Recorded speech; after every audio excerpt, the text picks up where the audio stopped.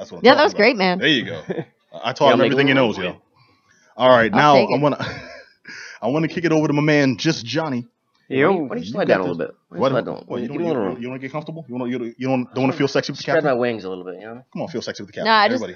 I have my own zone, man. I can't have my own zone? No, it's all good. It's all good. I'm messing with you. All right, so kick it over to Just Johnny. You got to check out Netflix's Castlevania. Oh, yeah. I was surprised when Written I saw by this Warren pop up. Ellis. Whipping it good. Late on us, man. Written by Warren Ellis. All right. So, Castlevania is a video game franchise, and there hasn't really been any sort of adaptations to it, at least in the West, to any other sort of form of media, entertainment media. And there has been, way back in the early 90s, you mentioned Captain N, it did have Simon Belmont. Yeah. Sure did. On that they show. wrote him as kind of, he was like, I don't know, he was like a weird poof in that show, man. He used his mirror more than he used his whip. Yes, he did. Honestly, I saw the show before I played the game. I thought that's who he was. I thought he was like the guy who talked like this. It's a terrible night for a curse. He was more like a Indiana Jones than he was a Belmont than that. But anyway, so this is a real hard R, very mature animated TV series attempt on Netflix for the Castlevania franchise. Yep. And I say attempt, and I'll get into reasons why it's an attempt right now. Well, all right, I'll just bring it out right now. I mean, go at your own pace there, but we will go into the details. We will go into the details.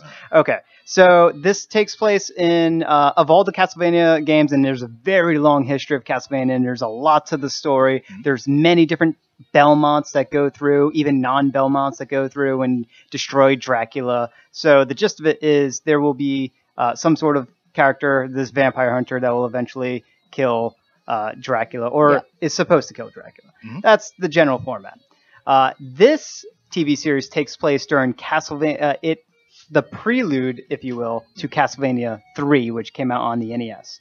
Castlevania 3 introduced Trevor Belmont, which is the predecessor to Simon Belmont, which was the prior two Castlevania games, and it also introduces Bellanades or something like that. I forget her name. Sophie Bellanades or Sarah Sophie? Harry Belafonte. Yeah, it's Harry Belafonte. And Alucard. And also Grant Dynasty, some weird thief guy. What about Count Duckula? Oh, yeah, he was there episode 1. Awesome. Yeah, you got to have him as the opener. All right, now here's why I'm at kind of a failing. I played the early Nintendo games. I didn't follow the series, so they introduced characters and there's a lot of characters. Yeah, but some of them were prequels. Right? Yeah, they didn't. Yeah, they're not in any particular order. It jumps. Well, there is an order, but the way they released them. That's what I mean. That's what I mean. Yeah, the way they release them, there is an order, but there is a timeline that mirrors our timeline, right? So there are hard dates, right? There's a special event that happens in 1999. There's a special event that happens in somewhere in the 1700s. Something that happens in the 1800s, et cetera, et cetera. And they all are reflected in the show. Not in. So it follows the events that happen just before Castlevania 3, which is with Trevor Belmont, which is in, I think, the 1500s. So or 15 or 1600s, which follows Trevor Belmont leading up to getting into the castle itself. Okay. And that's where, so it starts off sort of explaining why Dracula has reemerged to terrorize humanity.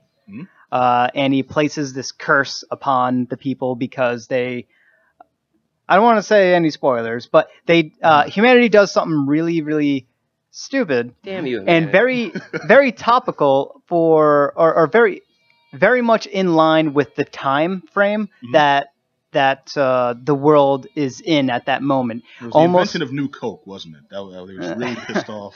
They brought back Crystal Pepsi.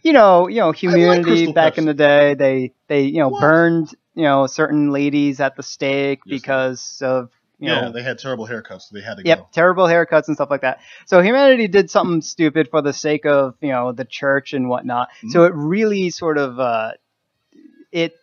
puts the Catholic Church or the Christian Church. I don't think they say Catholic specifically. The Church of Scientology. Yeah, they put a Christian church sort of at the forefront, and sort of center at least the reasoning behind why Dracula is doing these deeds, because of how humanity and how the church has sort of done this massive foobar and continued to disregard because of false pretenses, if you will. Mm-hmm. And the story takes on after that, where it then switches. So the first episode completely dedicated to Dracula and sort of his sort of curse, his vengeance upon humanity. Wait, so question, real quick, not to interrupt you, but does this follow? You said it takes place before the game. Does this follow a direct storyline that affects the games? Like, if I haven't played all the games in the series, will I be completely confused? I mean, I'll be obviously not knowing a couple characters. Will I be just completely lost? You'll recognize some of the characters, and you have to play Castlevania 3 in order to get to realize what is actually happening. Mm-hmm. You don't have to play it, but if you did play it, you'll be like, that's what they're doing. That's what they're doing. And like you're gonna start to get like really excited. Even if you haven't played Castlevania 3, you're gonna get really excited anyway, because there are so many things in there that are sort of nods to Castlevania. There's all types of velvet curtains. I mean, come on. He throws an axe. Right, it does the arc. I mean, he's telling villagers to put together holy water. He's like salting weapons. It's some really good stuff. Salted weapons are delicious. Yeah, really good head nods. So the story, continues on from there. So first episode with Dracula, the remaining episodes focuses on Trevor Belmont and the lead up into things. Now, this is a 4-episode long TV series. Mm-hmm. So it's essentially about the length of a movie, probably a little less. It doesn't get anywhere. No. Mm-hmm. It ends at a spot that is about to get somewhere. Yeah. But it doesn't. That's why I said it feels like a pilot. It does feel like a pilot. I also watched it. I love Castlevania, so I checked it out immediately. That's what they're doing, though. But they didn't pitch it as that. But that's the problem. That's kind of what Johnny's getting at. They didn't say, like, here's the pilot for Castlevania. They said, here's Castlevania. We finished it. And it's presented as a series, but it feels like it's setting up a real series that doesn't exist. Wow, but I think they're coming out with new episodes like soon. They're like doing this as like an introduction, and this is what it's basically. They did announce a season 2, and it's going to be double the episodes, so it'll be somewhere right around 8 episodes long. So hopefully that actually does it justice. To me, the writing's been pretty good. It just is very bland content-wise, if you will. That I feel like the writing, like it's funny. It's a funny show. Wait, it definitely picks up. Tells me raw, gritty, horrific. No, it's funny. No, Pat. Castlevania is ridiculous. There's gore. There is. Yeah. This is definitely a very serious take. Comedy gore. This is a very serious take on Castlevania, but the comedy is with the characters. Yeah. And how.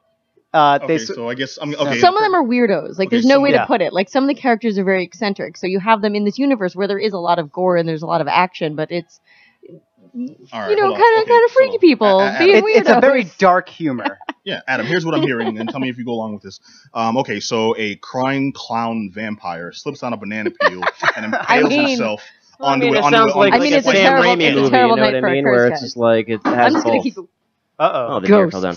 But yeah, it sounds like a Sam Raimi movie almost, you know what I mean? Totally. So it's just like... Honestly, not a bad description of Castlevania. Humor there, but it's also like, you'll scare the crap out of you, too. Okay. Yeah, there's a bit of that humor, So, that is one major sort of thing about this that is an issue, is that it's too short.